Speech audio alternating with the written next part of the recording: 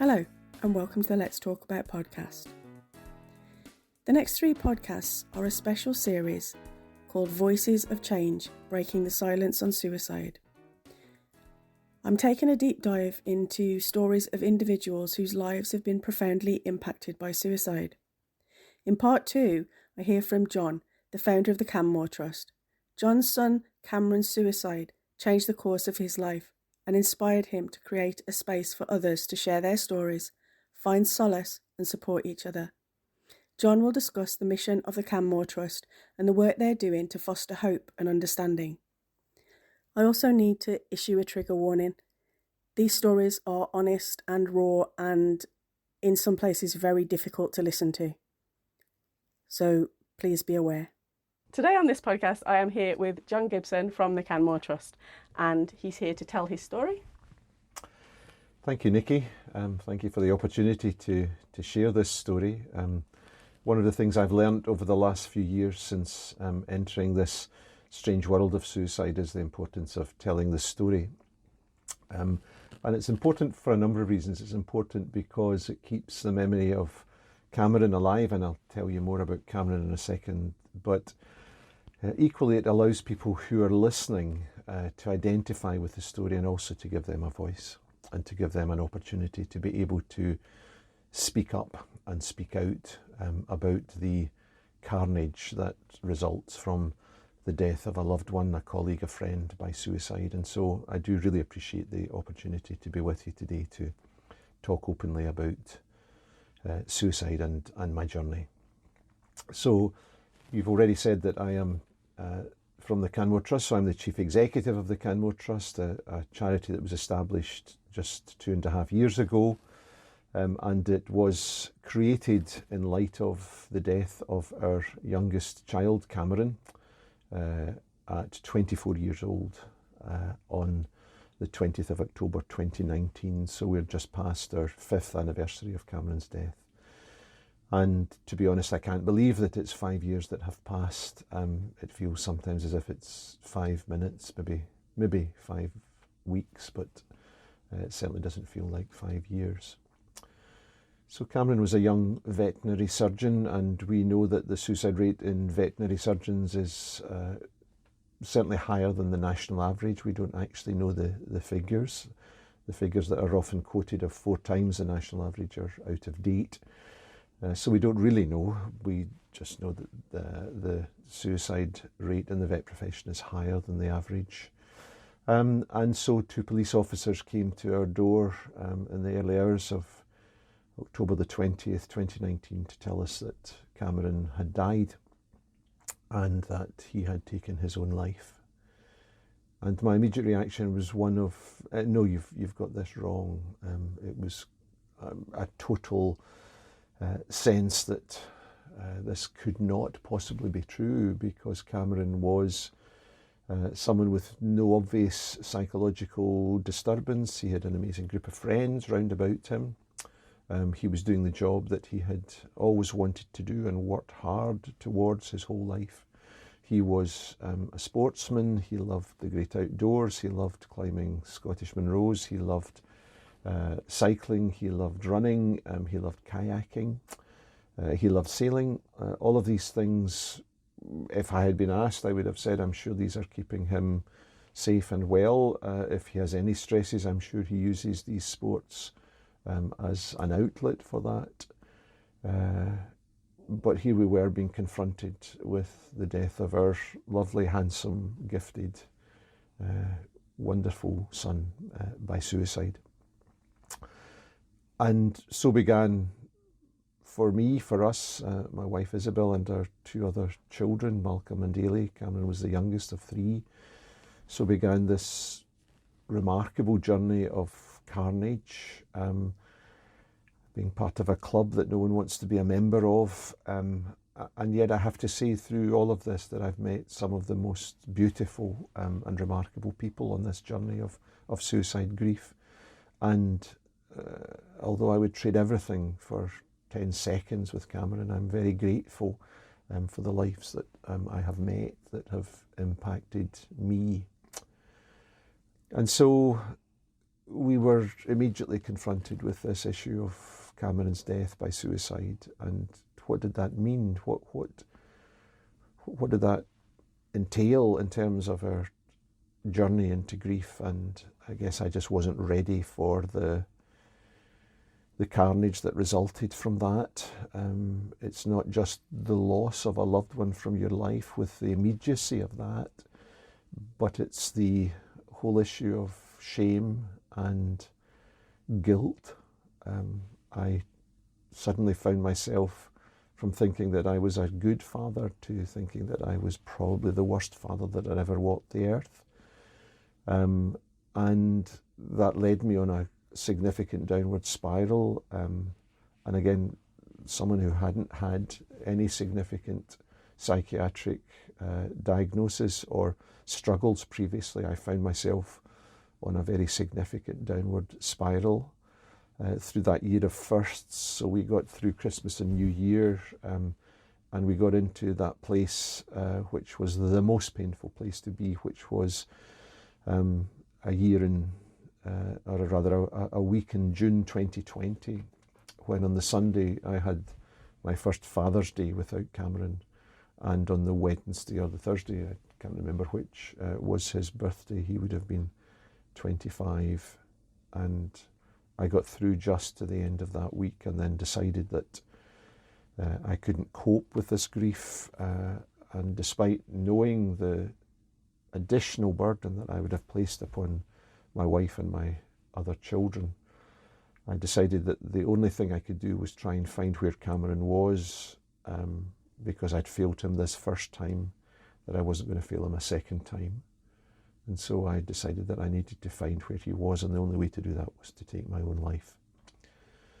And so then embarked on further 4 months of psychiatric intervention, with me wishing every single day of those 4 months that I would not survive. And those were the bleakest and most difficult days, because I could not lift myself, and nor could anyone else lift me out of the darkness. And despite multiple attempts at treatment and drug therapy and talking therapies, which were in some ways helpful, I decided on the first anniversary of Cameron's death that I simply was going to walk. And so I became Forrest Gump and put a backpack on my back, filled with the sandwiches that I needed to take for the day, and I started walking. And I then walked for 1,000 miles, and then walked for another 1,000 miles. And by the time that was complete, I decided that I was going to walk from Land's End to John O'Groats. And also in our thinking as a family, we had decided that we would establish the Canmore Trust as a way of supporting other families going through a similar suicide impact to ourselves. And we called it the Canmore Trust because Canmore is an anagram of Cameron, but there was also this sense that we can do more. And so in June 2022, having established the charity in the January, I and a small team of close friends set off to walk from Land's End to John O'Groats, and 1,203 miles later we arrived in John O'Groats to great celebration, and having raised £250,000 to kickstart the charity. But you know, Nikki, it wasn't just about the money. The money was part of it, but during that we had an opportunity to impact the suicide community, a community that's often terribly isolated, and often families completely withdraw after a suicide. And we just invited people as we walked to join us, and sometimes that was 10 people, sometimes it was 90 people. But we just brought people together to share. And I remember a very significant day for me. We were in the Derbyshire Pennines, and we'd stopped for lunch, and because I'd had some fairly intense conversations during the morning, I was kind of sitting slightly back from the crowd of people. And as we ate our sandwiches, I realised there were 3 families sitting in front of me, and all had lost sons to suicide. And overhearing the conversation, I realised that none of these families, despite being 3 or 4 years out from their own suicide death, that none of these families had actually met another family impacted by suicide. And you could see, I guess I call it a Harry Potter moment. It's a bit like there's something magical or mystical about it as you meet someone who has actually been on the same journey or a similar journey to you through grief. Yeah. And there are these beautiful moments of human engagement and perhaps a realization that if they can do it, so can we. If they can get through this, then so can we. And there's this mutuality, there is this commonality of friendship and fellowship, and they found themselves exchanging telephone numbers and email addresses, and, oh, your elder son's not doing so well, neither is ours, maybe we could get together. Was there a holiday? All of that stuff was in there. And so that was, I guess, the model for what the Canmore Trust does. We have a whole host of aims and plans, some of which are fully in place, some of which are partially in place. But the major thing that we do is that we work with families and workplaces and individuals who have been impacted by suicide. And yes, we have a texting service, yes, we have a telephone support service, but actually the thing that we feel is most helpful is actually to meet with people in their homes. And part of that is because it's only when you see people in the context of their homes that you actually understand the full background and the full story. And as those people who are listening may know, that poverty has become a major driver of suicide behaviour in Scotland. Yeah. And we're confronted with households and communities where poverty is an unbelievable burden for people. Mm-hmm. And I'm not sure if we quite understand as a society how impactful that is. No. And so I've been in the homes of folks where they've lost a 25-year-old to suicide, and they have no idea how they're going to start to pay for a funeral, or how to even begin to think about planning that. But we also, because we've come through our own struggles with grief, we understand that people grieve differently, and maybe I didn't understand that when Isabel, my wife, and I were grieving. And it's important that we encourage families to think about not just their grief, but what they're battling for now, their own mental health. So the figures are stark after a suicide. So if you lose a first-degree relative to suicide, you carry a 15% additional lifetime risk yourself of dying by suicide. And we need to know that because you're fighting that. And marriages and close partnerships, again, if you lose a first-degree relative, a son or a daughter, you have a 2/3 chance that your marriage, your relationship will be over by 18 months after the suicide. And it's important that those are brought out onto the table, not to in any way judge people, quite the opposite, but to say, this is what lies ahead. Mm-hmm. If you want to engage and battle, then let's see what we can do together to help you get through this. But also you might ask a husband and wife who've lost a son or a daughter, how are you pair doing? How are you getting on? And they'll say fine. And they're sitting on one end of a couch from the other, and there's 2 cushions between them. And you think, is that really the reality of the situation? Because what a suicide grief journey does is simply augments, it highlights the cracks that were in a pre-existing relationship. Yeah. And those were cracks and deficiencies perhaps that we coped with on a daily basis, but when the grief is overwhelming and just incapacitates you, then those cracks become chasms, they become big. And so part of what we do is we train our experienced friends. These are individuals who've been through, these are volunteers who've been through a personal experience of being impacted by suicide and waiting at least 2 years before they can come and train with us. And so our level 1 trained individuals are able to work with individuals and families affected by suicide. Our level 2 individuals work within the context of a workplace. Right. And this is a whole new area, and it's not just ourselves working in this area, but we're very keen to pioneer in this area because often work colleagues spend longer times at work and with their colleagues than they do in their homes. And so we kind of ignore the fact that the death of a colleague by suicide, indeed for any reason, is deeply impactful. And there really has been nothing around to support those individuals get through their grief journey before. And so identifying with colleagues together that you'll grieve differently, and some of you will be back at work the following day because that's what X would have wanted, and that's how I'm going to grieve. That's the activist grieving style. And there are others who will be off work for 6 weeks because the grief has been so utterly impactful. And neither are right, and neither should judge the other. They should support the other through the journey. And just highlighting that and having that discussion is really important. So I guess the Canmore Trust, wherever we operate, is founded on a couple of key principles. And one is, are you yourself safe?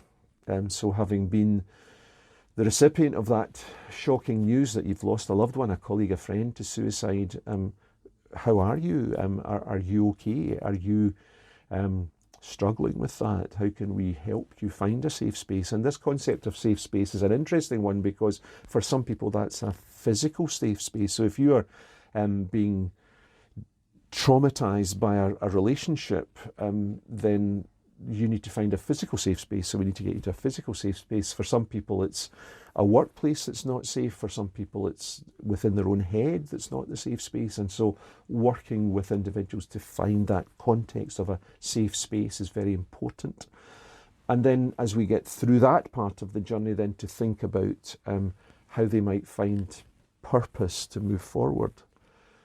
And I think the literature suggests that that's a stage of finding meaning. I've rejected that, and we reject that in our training with the Canmore Trust because here I am 5 years further on and I cannot find meaning in Cameron's death. He was 24 years old. He was at the peak of his life. He had his whole life ahead of him. He left no note of explanation. So I cannot find meaning in that. Cameron's death is meaningless. Is that common? Is that more common for people not to know why? Or do a lot of people leave no? What's more common, or is there no commonality in any of this? There's a big question. So 1 in 5 people leave a note as they take their life. So more people than not do not. Okay. Yeah. But that begs an interesting question because there is a sense that the demographic of suicide is changing. And so up until, I don't know, maybe 25 years ago, the majority of people who took their life had a long-standing psychiatric illness, and it was the untreatability of that which led them to a place where they didn't want to be here anymore. Okay. And whilst that, of course, still exists, medical science has advanced and it allows psychiatric diseases to be treated well, assuming that you can access care. Yeah. And there's a moment to stop, isn't it? Because that is a genuine issue for our health service in many parts of the United Kingdom, not just in Scotland, where finding access for care after referral takes often many weeks and often months. I waited 2 years after Cameron's death to be picked up by psychological services. And I had a loving family to support me and a huge group of lovely friends around about me to support me. For people who are tracking this journey on their own or with reduced availability of friends and family, that's a really tough gig. Mm-hmm. And we really do need to wrestle with this issue of availability of psychological and psychiatric support services in the country. We are struggling. Mm-hmm. And I don't know how the politicians are going to deal with that. I don't know how that's going to be wrestled to the ground, because even if you had a blank sheet of paper and vast amounts of funds to do this, it's going to take 10, 12 years to turn this ship around. Right. And many people listening to this do not have 10 or 12 years to wait in their psychiatric diagnosis. Yeah. So that is an important topic to consider. But you'd asked the question about, I picked up the story of the changing demographic of suicide. Mm-hmm. What appears to be happening is there's an increasing tendency for greater spontaneity around suicide, and that begs all kinds of questions, some of which we are beginning to research now, about could there possibly be a biological reason behind suicide. So, we work with families where there have been 5 suicides over 2 or 3 generations, and the psychologists and sociologists have suggested, well, that's because they're in the same environment, they're in the same place with the same potential etiological factors. Mm-hmm. I'm not sure I buy that. So as a biological researcher, I want to know that there's not some familial factor or genetic factor, or something in there that we certainly need to explore before we can say, well, this is all psychological. So I don't completely buy into the entirety of the psychological theories. Mm-hmm. And Professor Rory O'Connor, for example, who is probably the foremost researcher in suicidality across the globe at the moment, he's the current president of the International Association of Suicide Prevention. He has a model which is called the IMV model, the Integrated Motivational Volitional Model, and it's really worth reading about. He has written a book called When It Is Darkest, and it is a fantastic book to allow the layperson to understand the current theories around suicide, and I would encourage people to read it. I'm not on commission, can I just hasten to add that. And in his model, in his theory, he talks about this motivational phase and then the volitional phase as you start to plan suicide. But there's another part of his model which is the bit that's kind of only partially talked about, and it's called the diathesis. It's the bit before all of that. It's the bit in your makeup or in your biology or in your personality that might, and I say might because we need more research into this, that might just determine your greater likelihood of starting on the journey of suicide behaviour. Right. And so that diathesis, that box called diathesis, is the box that, as the Canmore Trust, we've started to fund some research into, because I think it's important that we rule out all possible causes of implicated factors in suicide. Yeah. I mean, it's hard, isn't it? Because you'd think that maybe everybody could be pushed to a certain point, depending on things that happen to them in their lives. And I suppose that's totally... Is there like different categories kind of like people within suicide? Because you've got like obviously people that have got mental illness, which they're obviously predisposed to it then. But then you've got other people, like you say, if you've lost somebody to suicide, then they're in another category because that's like a lifestyle factor. But then there must be other categories of people, like you say. I mean, why would somebody just take their life randomly for absolutely no reason? That is... Well, I don't think people take their life for no reason. If they're I guess they're hiding it, aren't they? Well, and that is the question to genuinely ask. So if Rory O'Connor's integrated motivational volitional model is proven to be true, and I think it's got a lot to say for itself, what we still have to discover in all of that is, are there background biological factors that increase your risk of embarking on a suicide journey? Mm-hmm. So one of the things that astonishes me is that people can go through the most remarkably difficult circumstances, and yet suicide is never on their agenda. Yeah, never. And they would talk, say, no, I of course I had some tough times, but I never ever took suicide out the box, shone it up, and put it away again. Yep. Yeah. And yet for others, suicide feels to be almost a daily battle. Yeah. Yep.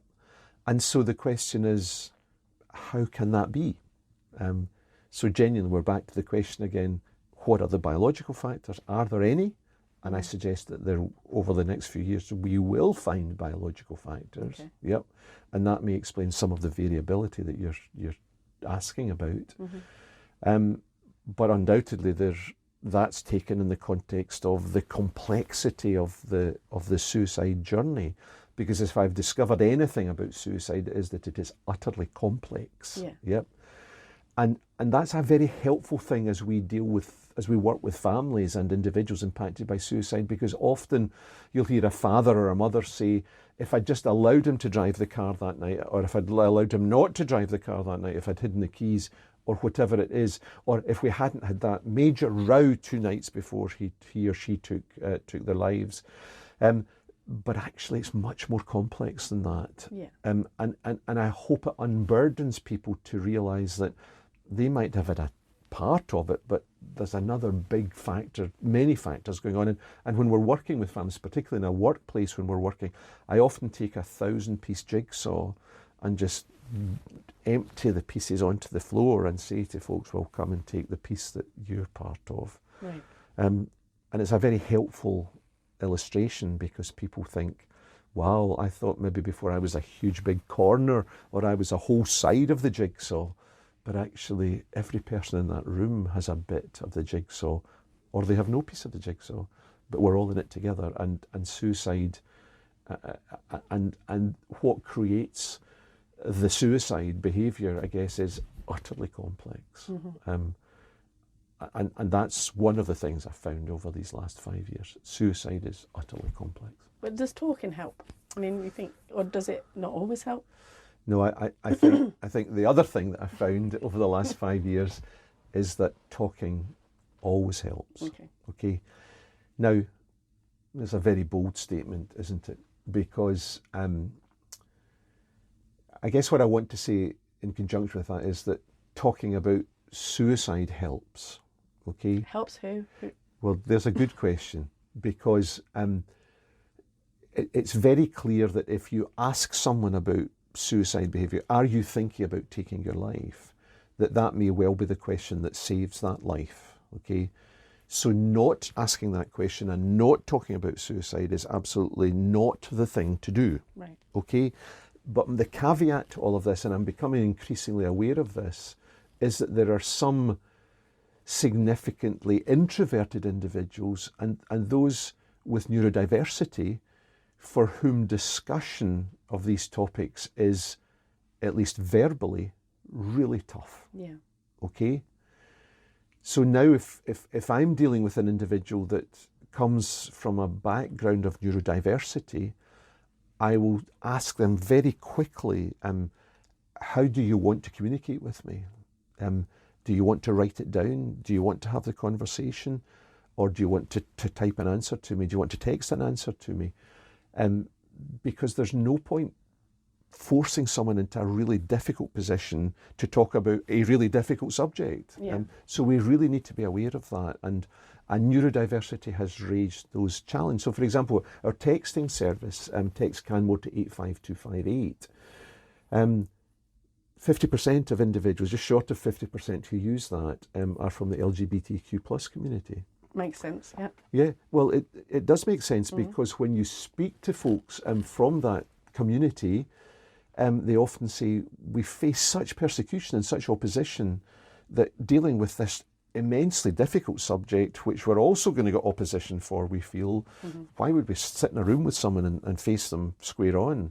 It's much easier to begin that conversation with a text. And that's why we're really proud of that service. And I think that's true also of some folks who are neurodiverse would choose the texting service rather than saying, please could John and I meet in a room because I'd like to have a discussion. That's not going to work for them. So we have to be aware of that. And I'm also very aware that one of the services we don't have, although some other charities do, is an availability to those with hearing impairment. Right. Yep. So if you have hearing impairment and you are feeling suicidal, where do you go? Yeah. Yes. And so Papyrus and other charities have now developed a service where you can go online and sign to be able to take that conversation forward. And I think these are huge breakthroughs. These are hugely helpful things to have across the board. Yeah. That's really interesting, actually, because I've heard a lot recently about neurodiversity and people. And I think it's hard to communicate when you're neurodivergent, as it is. So if you've got really strong feelings like that, or you're, that like feeling really down, that must be incredibly difficult to try and communicate that to somebody. Yes. Because communication is just hard. So I guess that makes them a more vulnerable group, but then the LGBTQ community are a vulnerable group as well. So, Yeah. and I guess people in high, like vets, and you know, all the, you're having that, you have an annual like meeting, don't you know? And I guess all those kind of people in the high jobs like that are like really high jobs. What's that even mean? Like high, like pressure jobs is what I'm saying. Yes. They're all more at risk as well. Yes, I think so. But there's also a literature around neurodiversity in the veterinary profession. Yeah. So, and I think that's a whole area for research, and an area that really demands potent research, Right. or we'll be letting that whole sector of our society down. Yeah, I think dentists too, eh? Yeah. Yeah. Aye. Thank goodness I can edit this. Yeah, so I was going to talk to you as well today about Karen, because obviously she very kindly shared her story with me after you introduced us. And I think one of the biggest things that really upset me about her story, and obviously it's an incredibly upsetting story, the whole thing is upsetting, and she's such an inspirational woman, but it's the fact that, because obviously I'm a parent of two neurodivergent children, I don't get listened to a lot. And especially, I've had to teach myself, just like she's had to teach herself how to do things, and she's been to university to learn how to do things, to communicate with people in a certain way. That frustrates the heck out of me, because, you know, just because you can't communicate in a certain way doesn't mean you shouldn't be listened to. And it feels like she was not listened to because she wasn't communicating in the way they wanted her to or needed her to. I mean, what do you do about that? What if you've got somebody that's suicidal and you're screaming at people for help and they don't do anything? Yeah, it's a story that unfortunately is all too familiar, and it is deeply heartbreaking. Mm-hmm. And I would like to just pause for a second, if I can, Nikki, and just say, not only to honour Karen, who is, as you say, a remarkable person, but the many mums and dads out there, often single parents, who are the unbelievable heroes of this. And if it sounds condescending at all, then please forgive me in advance, but I think it's important just to stop and say, good on you guys, you're doing an amazing job. And yeah, thanks. Yeah. Yeah. The important way to answer your question is to say that if you think that someone is suicidal, then your obligation is to take them to a place where they will find safety, okay? And that may mean knocking doors down to do that, okay? But believe me, although it might be embarrassing to knock doors down and cause red faces here and there, that is a flea bite in comparison to what you feel if you don't do that and your son or daughter or your mother or father or whomsoever dies by suicide. And so we have to learn to knock doors down. Mm-hmm. And I had anticipated through my clinical training that our National Health Service was always a safe space. And unfortunately, and I hate to say this because I so value our National Health Service and the people that work in it. And I think when Wes Streeting, as our new, the UK health minister, said on day one after the election that, ladies and gentlemen, your National Health Service is broken, I think that was a really important message, because only by accepting that it is broken, and it isn't broken in every place, no. But there are bits that we need to absolutely sort. And it's only in accepting that it's broken, and instead of pretending that it's okay, we have to accept that it's broken before we can bring in sufficiently gifted people to reimagine it and to rebuild it. Yeah. But there's going to have to be a big decision here by the people of the United Kingdom and our elected representatives about which aspects of our health service are still going to be free, because I'm not sure that with current rates of funding that we can afford the National Health Service. As its chemotherapy budget grows, as its cancer care budget grows, as its care for the elderly budget grows, and certainly as its mental health budget would have to grow to accommodate it.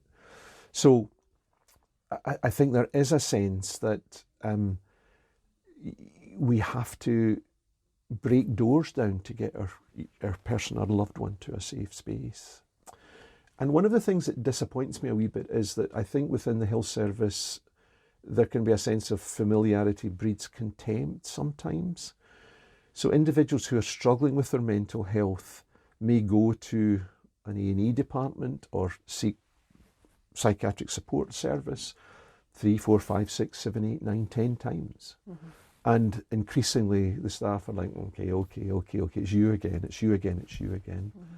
And then it's on the 11th visit that they're discharged and they take their life. Yeah. And I think we've got to do better than that. Mm-hmm. We really do. Is it a British thing? Like, are we too polite? Do we not like making a fuss? Why are we not banging doors down? My goodness, there's a great question. Yeah. And that raises all kinds of questions about rates of suicide across the world. Okay. Yeah. And there are huge variation in rates across the world. And that begs all kinds of questions as to why some countries, even with difficulties politically or otherwise in those countries, have lower rates of suicide than us, for example. Why should that be? And why is our suicide rate on the increase, as it is in most parts of the United Kingdom? Not all, but in most parts. And those are big questions to answer. And really interestingly, I think we knew that there would be a post-COVID bounce, because history dictates that when you have a common enemy, so Second World War, suicide rates went down because we were all fighting the common enemy of Nazism. And I think we were fighting a common enemy of COVID in 2020, 2021. So it was not surprising, and I think this was foretold, that in the 2023 figures would take a bounce up because we were out of the COVID struggle. And I think that's what we're seeing. How much do you think community plays a part in people not taking their lives then? Because I think that's interesting to me, that common enemy like brings people together and forms communities. I mean, it did with me. We formed an online community at one point of people, and it really feels nice to belong to something. So do you think that's a big factor in it, that people, Completely. And it's why Men's Sheds and Andy's Man Club and the Lothian Quilt Project, all of these brought people together. It's why Survivors of Bereavement by Suicide is so successful. It brings people together after a suicide into commonality, into the same room. I guess there's a slight caveat to that for me, and it's, I think, increasingly, and some charities are reporting this, where the face-to-face stuff is declining a little bit. Yeah. And I think we're having to accept, and I'm being I've been dragged kicking and screaming into this realisation that we have certainly a younger generation that likes to do stuff online. And I wonder if that's a big challenge for us as a society, because I'm not sure, and I don't have data to support this, but I'm not sure if in terms of emotional response that it's as helpful to do it online as it is to do it in the room with someone. Yeah. So for me, the first time I was hugged by someone who'd also lost their son to suicide, it was utterly magical. It was utterly mystical. Something happened in the chemistry of my life that said, I might just get through this. And I'm not sure how that touch happens when you're... How does that translate? When you're electronic. Yeah. Yes. Now, people who have... Your kids who have grown up in an electronic age might say, well, that's what we do. But I think there is a challenge in there to say, is that really the best way to respond to each other and support each other?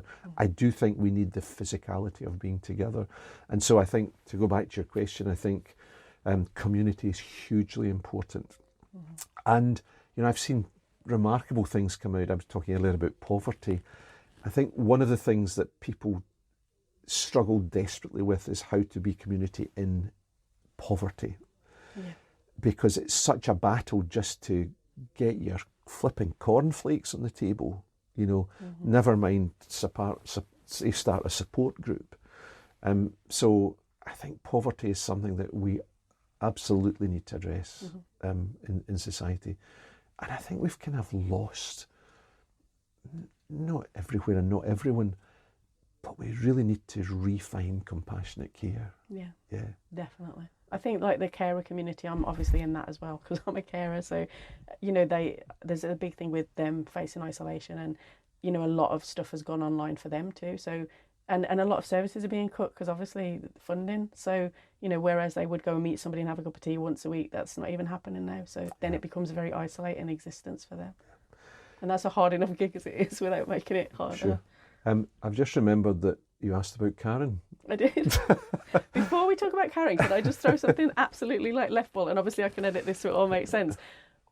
Where do you think the future of AI sits with helping suicide or hindering suicide? That's a great question. And actually, despite all the fears about AI, I actually think that AI could play a really interesting role in suicide prevention. Identifying maybe people. Correct. Yeah. Correct. Yes. That's where I thought it would be good. Yes. But I also think it creates the possibility of how do we help someone move forward? So it might create, I don't mean prescribe the healing journey, but it might actually help with options within the healing journey for individuals as well. And so, I don't think we should shy away from AI in any health context, in any social care context, but I think particularly within suicide prevention, I think it at least has an interesting role for discussion and for research. Yeah, thank you. Okay, back to Karen. Okay. So yes, you asked about Karen, and I went off in one, didn't I? Snap. There's so much to talk about. There's so much to talk about. Yeah, and you make it so easy to talk. Thank you. Karen. So you know her story, and those who are listening to this will know her story, and she is truly remarkable. And I met Karen through the University of Strathclyde, where she's a student, and the University of Strathclyde are a remarkable university when it comes to pioneering against suicide prevention and also postvention, supporting staff and students where there has been a suicide. They are genuinely pioneering. And there are a number of staff within the university and students who have pioneered work at community level, as you suggested earlier. And one of those individuals was Karen. And so I met Karen through some of the working groups that had formed to develop their strategy for suicide prevention and postvention within the University of Strathclyde. And I've also met her because Canmore Trust offer a facility called Safe Space. So we have a group for staff who've been impacted by suicide and a group for students who have been impacted by suicide. And Karen came along to the very first meeting of Safe Space, and she is a stalwart of that group. And she thinks that we help her, but actually the Canmore team that come are hugely inspired and helped by her. And I think it's probably always mutual, isn't it, if you've got a relationship like that with somebody? Of course it is, and that's something I get asked all the time. Isn't this a really difficult place to work and spend your life? Because my whole life is now within the Canmore Trust and its work. And I guess what people struggle to understand is that this is absolutely a two-way street. Mm-hmm. So as I share my Cameron Canmore journey and others share their journey with me, there's such mutuality of support in there that it's pretty special. Back to the Harry Potter moment again. What is the Harry Potter moment? I've seen I've actually them, got no idea, to be honest. I guess what I mean by it is a kind of magical, mystical moment. Okay, right. Yeah. Okay, I'll get it, the wizard reference. Right, Yeah. Okay. I don't think there's a particular moment in any film which I would call the Harry Potter moment. I just mean it's a magical moment or a mystical moment where you kind of get each other. And the goosebump moment. Well, yeah, but or just the realisation that I'm not alone in this. Yeah. That we can do this together. I think it's interesting as well, because being neurodivergent, I don't mind talking about this, and not because, like, obviously I don't find it difficult. I do find it difficult, but to me there's an overriding sense of purpose, in the sense that to stop this happening to other people, we need to talk about it, and we need to share these stories, and we need to, like, do something. And I'm a bit of a doer. Like, obviously Karen is very much a doer, and so yeah, I think that's kind of why it interests me. And no topic has ever been off bounds in my house or in my life, because I wasn't necessarily brought up like that. And I was brought up as a little girl that should be seen and not heard, which massive disappointment to my parents. Well, you've certainly blown that out of the water, haven't you? I did not adhere to that at all. I like breaking stereotypes, like the whole neurodivergent thing as well. I try, like, really hard. I mean, I mask a lot, and that takes a toll on my own mental health, obviously. But you know, I do that for the good of, like, others, really. But I don't even know where I was going with that now. That was like a complete tangent. What did I say in the beginning of that sentence? No, the importance of talking openly. Yes, that was it. Yeah, with totally. others who are sharing similar struggles. Yeah, and I think you personally, like, obviously we made a film as well together, and you found it inspiring talking to other people and seeing their stories and seeing their strength, and I think you can draw from that, and that kind of is hope, isn't it? And that film, and I thank you for making it, that film has saved lives. Right. And I show it not quite on a daily basis with clients, but I show it very frequently. And yeah, we covered a lot of ground in that film, which you know, a number of people have found really helpful. So thank you. I love that, because, like, Duncan's story lives on, and I love that. Yeah. And we'll miss him forever. Yeah, we will. Yeah, definitely. A light went out, but yeah, that's a whole other story, isn't it? Is there anything else you want to say? I have to end all interviews like that, because I've normally forgotten a billion things that you were meant to say. I realise that I'm going to talk about 5 things that the Canmore Trust did, and I only covered one of them. But what are the other 4? Yeah, so training for experienced friends, and the development of support for individuals, families, and now communities affected by suicide. Second thing that we do is, and we're doing this increasingly, is developing educational material for use in schools, colleges and universities, because we firmly believe that going upstream is the place that we need to go to.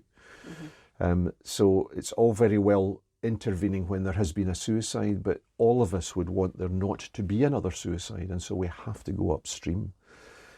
Archbishop Desmond Tutu of South Africa said an amazing thing, that there comes a time when we have to stop pulling people out of the river and go back upstream and find out why they're jumping in the first place. And so that's a really important adage for us. Mm-hmm. And so education for us is a major part of that. So we're beginning to do some pioneering work with Grassroots, the other suicide prevention charity. And is that in Scotland, or is it a national charity? So Grassroots are a national UK charity, but we would perhaps lift the Scottish end of that and work towards a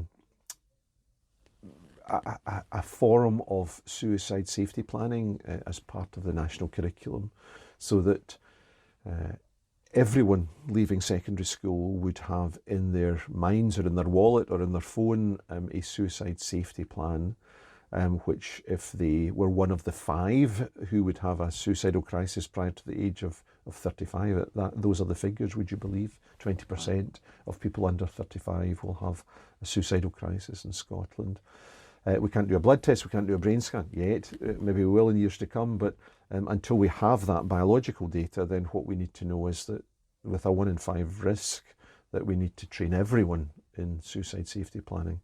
So the educational work is a major part of what we do. Can I just ask, sorry to interrupt you, but you know the Strathclyde thing that Karen went to, is that everywhere or is that just there?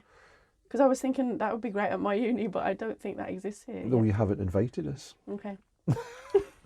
So Strathclyde, being the pioneering university for Greater Glasgow, are now inviting all other colleges and universities within Greater Glasgow to Strathclyde campus for the safe space stuff. Now that's great, because it helps our resource as well, because obviously our resource is not infinite. Yeah. But if the University of Stirling wanted to start a safe space group, I would be straight in your door to be part of that. Great. So let's have a discussion about that. So education, then thirdly, research, and particularly around, and we've talked a bit about this, the biological basis. So we've entered into a relationship with the University of Glasgow, where they already have a major research unit into suicide. And this will now open up a new seam of biological research into suicide. And we're very, very excited about that. Yeah, because that feels like something we can really actively work on and perhaps hopefully see some significant results on. Yeah. And then a major part of what we do as well is I have a bit of a bee in my bonnet about charities and other organisations working in the same sector to work together and work collaboratively. And it does depress me a bit to see us all going off and doing our own thing, and we need to pull together. And so that's a major part of what I encourage, and it's kind of background work, but it's just encouraging Scottish Government to ensure that if the public purse is used for anything in this sector, that it's used wisely and it's not used in a way that's going to be duplicated and waste money, that we pull together to do that. And so the thing I would really like is to have a national register of charities and organisations working in the sector. Now, you could argue that Oscar is the holder of that. You've got to work very hard to find a list even of local facilities for suicide prevention and postvention. So I really would like to see a national database. And if any of those organisations then embark on a project, that would be highlighted on the website of this database to say Charity X is doing Project Y, and suddenly you think, oh, well, we'd love to work in that area as well, so we'll align ourselves with that, rather than us doing your own thing, finding out 6 months later that Charity X is also doing the same thing. And that's not great. No. We need to be much more coordinated in all of that. So those are the things that the Canmore Trust are involved in. And because there is huge need out there, we are always open to have discussions about where to next to make this a genuine suicide prevention and postvention entity, because we will not rest until those figures around suicide start to fall.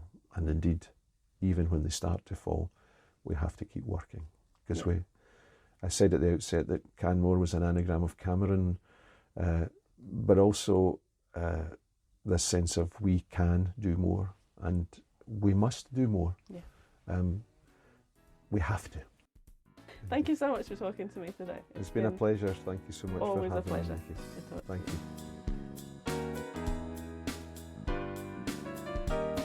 We can actually finish that like a proper podcast now. She says, not actually turn this one You're off. getting better.